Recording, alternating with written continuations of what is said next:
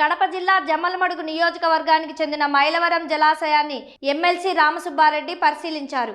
KC canal ఆయకట్టు పంట పొలాలు ఎండిపోయే పరిస్థితిలో ఉన్నాయని, రాయలసీమ లిఫ్ట్ ఇరిగేషన్ పనులు పూర్తయితే ఈ పరిస్థితి ఏర్పడేది కాకుండా ఉండేదని ఆయన అన్నారు. ముఖ్యమంత్రి జగన్మోహన్ రెడ్డి ముఖ్యమంత్రిగా ఉన్నప్పుడు రాయలసీమ ఎత్తిపోతల పథకాన్ని ప్రారంభించగా ఆ ప్రాజెక్టులకు ఇన్సూరెన్స్ పాలసీ కూడా తీసుకోవడం జరిగింది.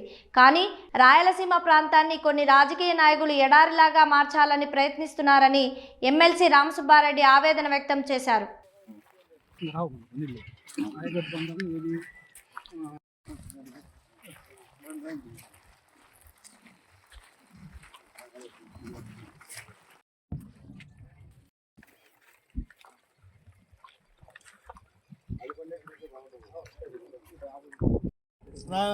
రాయలసీమ అది 0.3 టీఎంసీ. వాళ్ళు చూడు ఎన్ని ప్రాజెక్టులు చేపట్టినారో.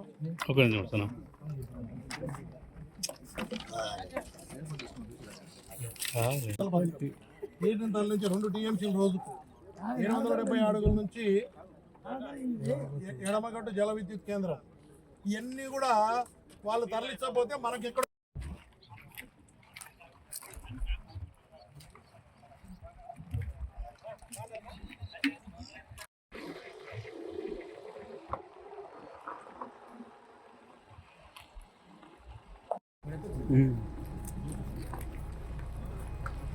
అలాట్మెంట్ మనకు అన్ని ఉన్నా కూడా, అన్ని అనుమతులు ఉన్నా కూడా కేవలం కుంటి సాగు చెప్పి రాయలసీమ ఎత్తిపోతల పథకం చేపట్టి పూర్తి చేస్తే ఆ రోజు రాజశేఖర రెడ్డి గారికి జలయజ్ఞం చేపట్టి పోతిరెడ్డిపాడు హెడ్ ఎగ్రేటర్ 11,000 క్యూసెక్స్ నుంచి 44,000 తీసుకొచ్చి శాశ్వతంగా ఈరోజు కూటమి నాయకులు ఎవరైతే చెప్తున్నారో ప్రాజెక్టులలో నీళ్లు ఉన్నాయంటే ఎవరు పుణ్యం?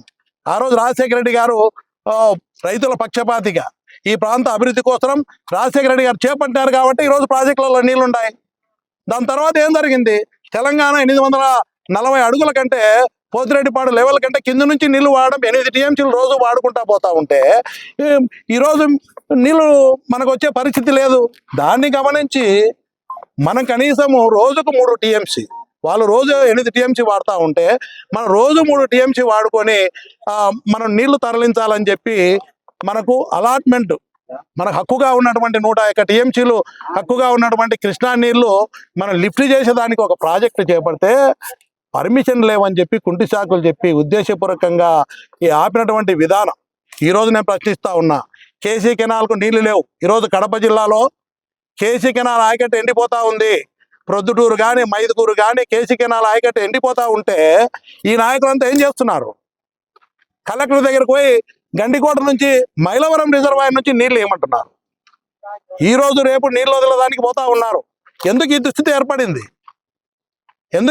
ఏర్పడింది? ఇప్పటికైనా కళ్ళు తెరచాలని చెప్తున్నా. కడప జిల్లాలో ఉన్నటువంటి ఎమ్మెల్యేలు, రాయలసీమ ప్రాంతంలో ఉన్న ఎమ్మెల్యేలు ప్రతి ఒక్కరు కూడా రాయలసీమ 4 జిల్లాలు కానీ నెల్లూరు కానీ ప్రకాశం డిస్టిక్లో అందరినీ కోరుతా ఉన్నా. ఈరోజు 840 అడుగుల కంటే నీళ్లు పడిపోయినాయి. పోతిరెడ్డిపాడు నుంచి నీళ్ళు వచ్చే పరిస్థితి లేదు. ఈరోజు మనకు ముందుగానే నీళ్లు పోతిరెడ్డిపాడు 44,000 క్యూసెక్ల సామర్థ్యాన్ని పెంచడం వల్ల రిజర్వాయర్లో నీళ్లు ఉన్నాయి కాబట్టి ఇప్పుడు ఇబ్బందులకు వాడుకుంటున్నాం. అదే కృష్ణాలో నెక్స్ట్ ఇయర్ వర్షం రాకపోతే, వరద రాకపోతే చాలా దుర్భిక్షమైన ప్రాంతంగా మనం గతంలో చూసాం.